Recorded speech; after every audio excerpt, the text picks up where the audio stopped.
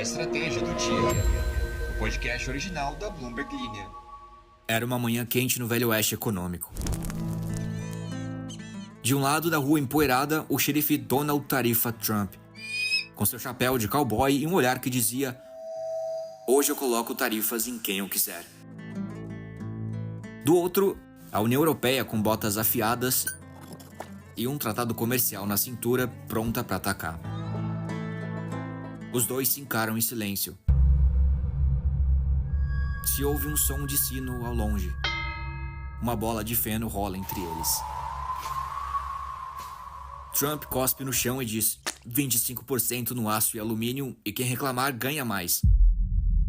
A União Europeia sorri de canto e diz: então prepara, xerife, que vem 26 bilhões de euros de resposta. E dessa vez o alvo é seu Bourbon e suas Harley Davidsons. As mãos vão em direção aos coldres, mas no lugar de revólveres, eles sacam tarifas. A pólvora é trocada por declarações de guerra comercial e o Bang Bang vira um bate-boca diplomático. No final, só restam destroços de tratados e o som de economias gemendo ao longe.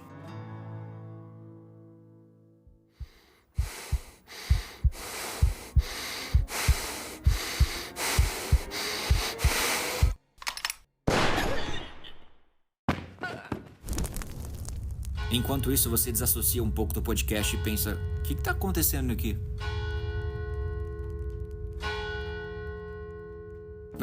Em duelo de superpotências não se mete a colher, ainda mais porque elas costumam ser feitas de aço ou alumínio, então fica longe. Bom, a União Europeia anunciou medida de retaliação nessa manhã de quarta-feira, dia 12, isso em reação contra as novas tarifas dos Estados Unidos de Donald Trump sobre o aço e o alumínio. Eles vão impor suas próprias taxas comerciais sobre o equivalente a 26 bilhões de euros. Sim, 26 bilhões, mais ou menos 28 bilhões de dólares, isso tudo em produtos americanos. Pera, que produtos são esses? Qual que é o impacto dessa história? A gente vai entender tudo isso hoje. Então vem com a gente para entender essa história e tentar descobrir quem que vai pagar a conta no final. E olha só, uma alta sem precedentes nos contratos futuros de cacau e café está deixando os traders tão sem dinheiro que muitos não têm mais capital suficiente para embarcar as duas commodities ao redor do mundo. Tá, o que você quis dizer com isso? Olha, imagina que traders de cacau e café são como pessoas que compram e vendem promessas de entrega dessas commodities no futuro.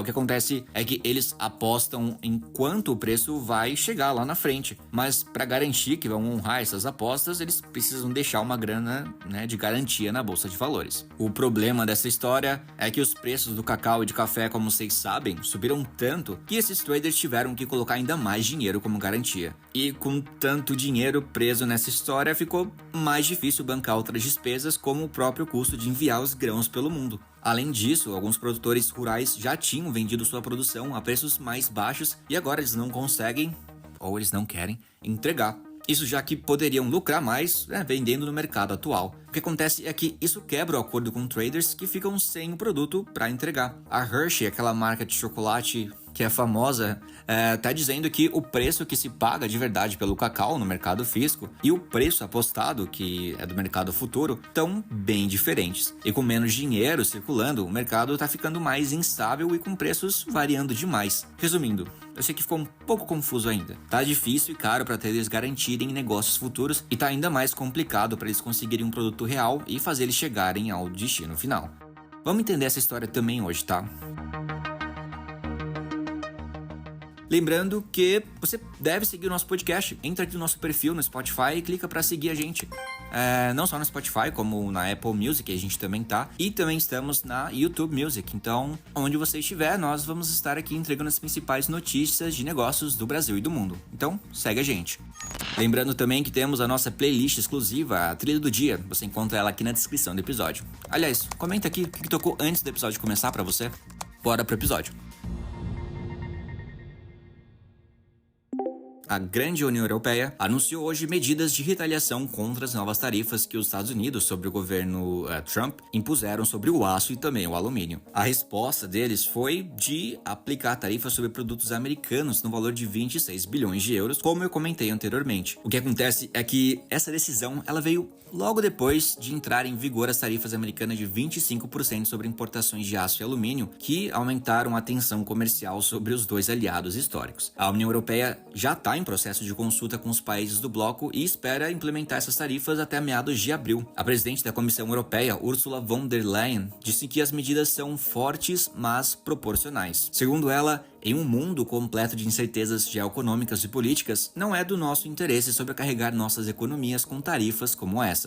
O lance é que essas novas tarifas europeias são quase 4 vezes maiores do que aquelas aplicadas durante o primeiro mandato de Trump, quando os Estados Unidos atingiram quase 7 bilhões de dólares em exportações de metais da Europa, alegando aí questões de segurança nacional. Aí você se pergunta, tá, quais produtos americanos vão ser taxados? Olha, entre esses produtos que serão alvos das tarifas estão aço, alumínio, produtos têxteis, produtos agrícolas e eletrodomésticos. E a lista ainda inclui itens de disputa comercial anteriores como barcos, bourbon e motocicletas. Trump também anunciou que a partir de abril ele vai aplicar tarifas recíprocas sobre produtos de países cujas políticas ele considera obstáculos ao comércio dos Estados Unidos. Isso inclui o imposto sobre o valor agregado da Europa, com foco em produtos como carros da Europa, carros europeus. Lá no mês passado, o chefe de comércio da União Europeia, Maroš Šefčovič, esteve em Washington para tentar uma solução amigável com autoridades americanas. O que ele foi lá propor?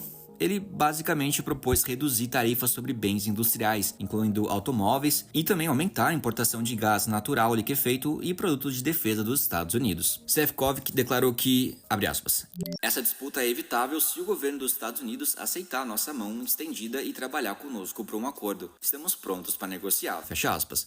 Lembrando, né, gente, que uma guerra comercial, não só uma guerra comercial, como qualquer guerra militar, ela não é interessante para nenhum dos lados. Todo mundo sai perdendo, ainda mais no mundo globalizado que a gente está vivendo. Bruxelas já havia sinalizado que responderia a qualquer medida americana de forma rápida e proporcional.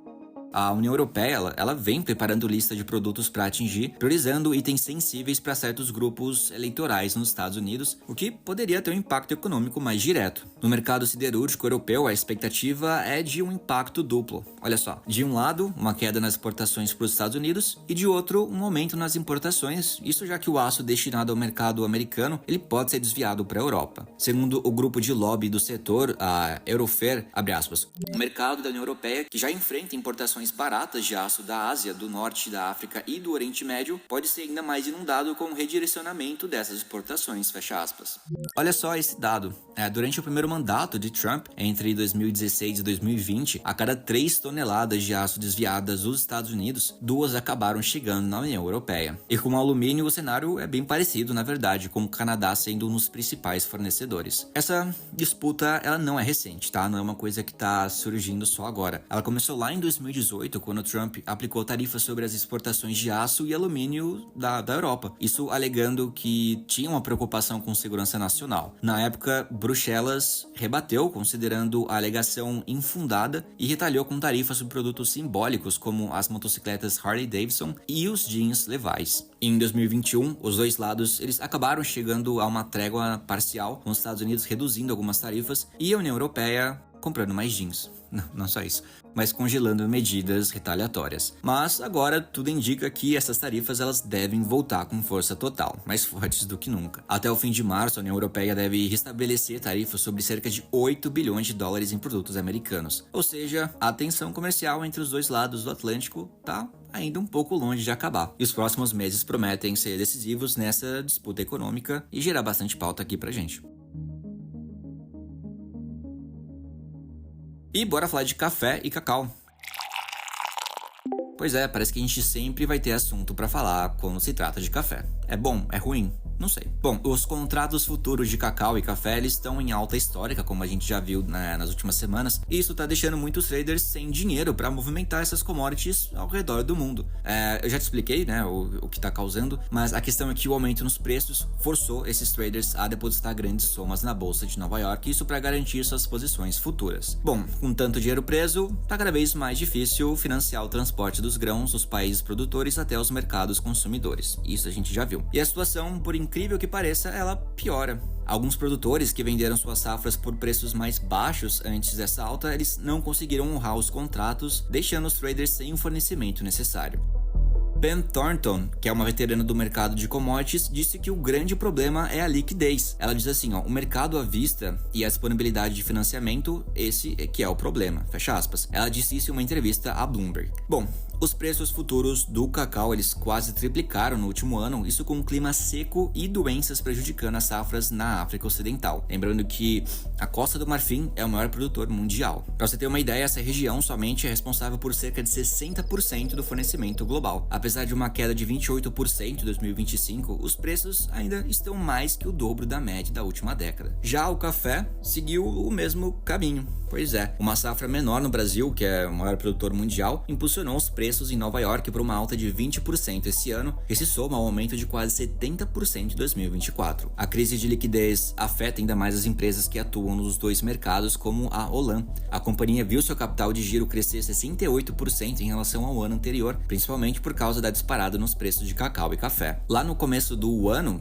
por janeiro, os preços do mercado físico eles caíram o suficiente para que os traders pudessem comprar as commodities e enviar elas para armazém nos Estados Unidos com lucro. Mas a falta de capital impediu que isso acontecesse em grande escala. Olha só, Thornton, ele disse que no mês passado era possível comprar cacau de países como Equador e entregar tudo isso para a bolsa com lucro se você tivesse dinheiro para fazer isso. Hoje, só algumas empresas têm força para movimentar café dos países produtores até os mercados consumidores, mesmo quando há chance de lucro. E se você tá achando que o problema é só dinheiro para contratar esses navios, e se você tá achando que o problema é só dinheiro para contratar esses navios, sabe que não é só isso. A escassez de containers também tem atrasado as remessas. Além disso, os torrefadores de café não estão estocando grãos. Isso porque os contratos futuros com prazos mais longos eles estão mais baratos, o que claramente significa que manter estoque pode gerar prejuízo. Segundo a Vol Café, uma das maiores traders de café do mundo, os suprimentos globais devem continuar abaixo da demanda pela quinta temporada consecutiva. Já a Marex prevê um pequeno excedente e o mercado de cacau deve, enfim, retornar a um frágil superávit após uma escassez recorde. Bom, eu sou o Alan Blanco, as informações são da Bloomberg News e o episódio foi editado pelo Lorian Queiroz. Uau. E bora aqui dar uma lida nos comentários do episódio anterior. Ricardo diz, a sábia citação, as pichações e o vacilo do irmão Gustavo, nascido em 1998, me pegou. Pois é, meu irmão não ouve o podcast. Aline Muxa diz, eu não vejo o vídeo, pra mim não faz diferença ter, pois escuto as notícias indo pro trabalho e no caminho não pego o telefone na mão. Justo, Aline, ainda bem que você não dirige assistindo podcasts. Ariel Bentley Pinheiro diz, ultimamente é difícil colocar Europa e explosão na mesma sentença. João Henrique Frigo diz, Alan, me identifiquei muito com essa colocação no final do episódio e sou assim como você, não tenho nenhum almoço de amanhã preparado, mas vamos seguindo. Pois é, João, vamos aí de almoço em almoço.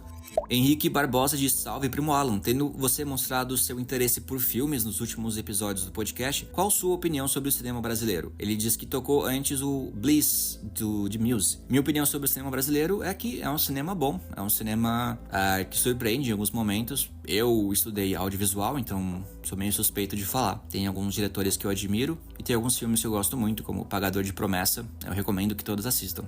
E Eduardo Duarte diz que a introdução do podcast foi incrível e bem criativa. E o Ira diz que amou a introdução, meio Avenida Brasil. Pois é, galera, obrigado pelos comentários. E a gente se vê no próximo episódio, tá bom? Até lá, tchau, tchau. Um big beijo.